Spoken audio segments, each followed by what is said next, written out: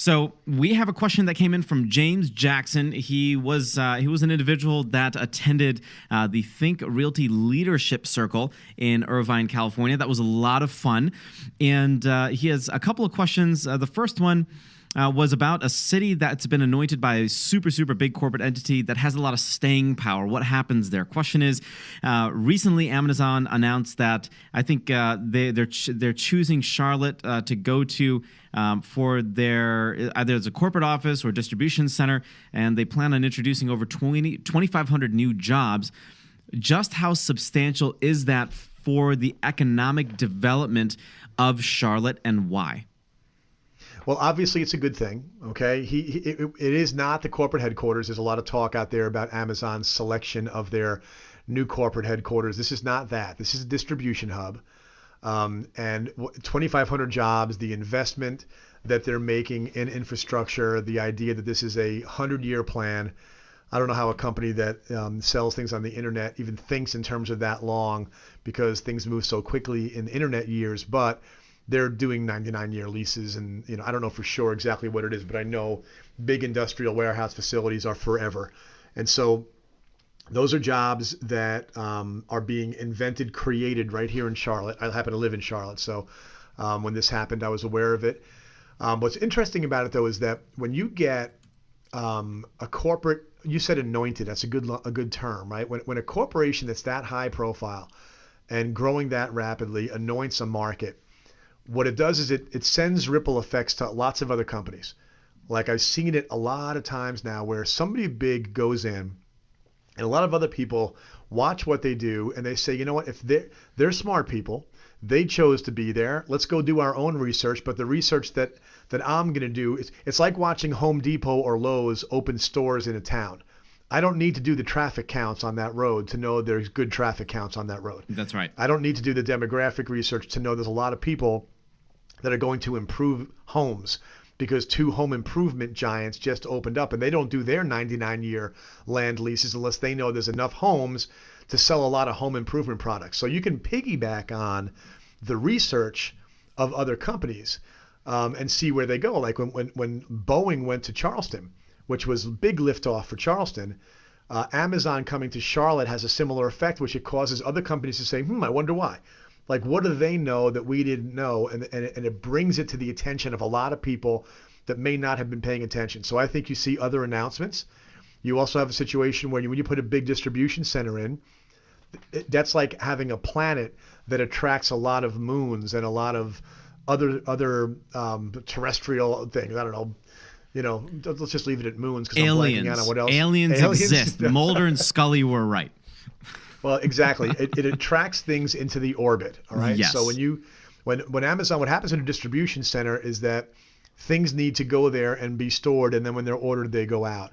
And so a lot of other people take smaller warehouse centers, manufacture their things nearby, so that when they want to deliver them to Amazon, to deliver them on a truck that they own, like you'll see people in distribution centers take the adjacent property so that they can literally bring their stuff over there without even going onto a main road practically, right? Mm-hmm. So all of that, those 2,500 jobs are going to get another 10,000 jobs of smaller businesses that depend upon Amazon as their sales and distribution, that are going to now want to get in close to that distribution center. So I'm with you on that, right? Like, that's a big move for a big entity with staying power to make. And then Charlotte is, I feel, if we compare it to, say, Atlanta, where I've been now for about 11 years, Charlotte's probably 7 years away from where Atlanta is. So that's always good to see Charlotte acquiring these types of things. And that just tells me one thing, man. That tells me opportunity, opportunity, opportunity.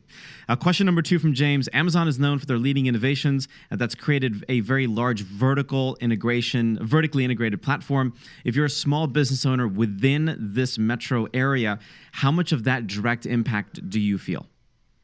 Well, it depends on what I do. If I'm a small business owner that sells sandwiches, I'm happy because there's 2,500 more people plus who are going to want to buy lunch. If I'm a small business that sells things, I immediately look at this and say, okay, I already should be concerned about Amazon, right? Straight up business. Amazon is eating the world a little bit. And so if I sell stuff, there's a good chance that if I'm not already doing it, I should be doing it on Amazon as well. So if I sell bicycles, I want to sell bicycles on Amazon. And one of the things that happens when you have a distribution center in a city is that what's going to happen in Charlotte is that millions of products are going to be same day delivery now in Charlotte. Okay. When they have a distribution hub, it doesn't take 2 days to get to you anymore. It takes same day. That's right. And so it's a boost for Amazon users in Charlotte, but it's also a boost. Like if I owned a local business in Charlotte that sold something, I would want to sell that on Amazon, because then when I'm looking at bicycle tires and one of those bicycle tires I can get same day delivery, that shows up. Like the next day delivery, the delivery speed is one of the first things that users on Amazon look at to see which one to buy. It's like, which one's the best price? Which one can I get faster? And sometimes you pay more to get it faster. If I'm local, the idea that I can supply my stuff in Charlotte, I can market myself in Charlotte, you can buy it in the store, you can buy it on Amazon and get it the same day, I would make a play to tie those two things together. So this kind of move definitely has an impact on small businesses. What about surrounding cities? So for example, would it cause any possible fluctuation in, say, Atlanta, in Denver, in Tampa for, say, not getting this distribution center? I don't think so. I think, the markets that James named, that you just named in the question, they all have their own stuff going on, right? I mean, every one of those markets has their own economic drivers. You can't win them all. And I think it's really helpful to realize that when the economy, especially when the economy is rocking in the United States, the pie is growing so fast that I don't think other cities get hurt. I do think what you see is, I'm sure Atlanta was saying, darn it, we wanted that Southeast distribution center, we didn't get it. Okay, but they're going to get something else, and everybody eats, everybody wins. Anything really in the Southeast, if you want to bring it back to real estate investment strategy, we talk a lot about lift, right? Charlotte has lift, so does Atlanta, but Charlotte has lift. Why? It's in the Southeast. The Southeast in general has lift. Charlotte is the second biggest financial center on the East Coast. New York is number one. Charlotte's number two because of essentially Bank of America being headquartered here. That's right. Talk about a solar system surrounding a sun. They've pulled in massive, massive financial jobs, and they're constantly recruiting companies out of New York to come on down here for a higher quality of life, lower cost of living, better climate, and you still have a financial center. So that's lift. Now they've got Amazon planting a flag. It's just more lift, right? It's one of these markets where if you buy Charlotte now, last year, next year, whatever, okay, you accumulate a portfolio of property in Charlotte. As long as you, again, we always laugh about this, you have to try to screw that up. Right. Yeah. Like That's buy right. houses if you buy houses within a 10-minute drive of where this facility is being built, you can't lose. I mean, you can, because everybody makes stupid mistakes, but you got to make a lot of them. Like Right. you have to try. I think you will succeed despite yourself. If you buy a decent house, hire a good property manager, and even if you take your eye off the ball, if you put enough of a down payment down or pay cash for it, just go about your business. Let that little machine chug along. Let it build equity as it appreciates and pays your loan down if you have one. Let it generate cash flow as the happy tenants go to their job every day and come home to your house every night, and just go about your business and accumulate. Because when you have triple lift, Southern U.S., financial services, now Amazon, I can name 5 or 6 other things that are happening in Charlotte that give it so much lift that it's hard to screw up.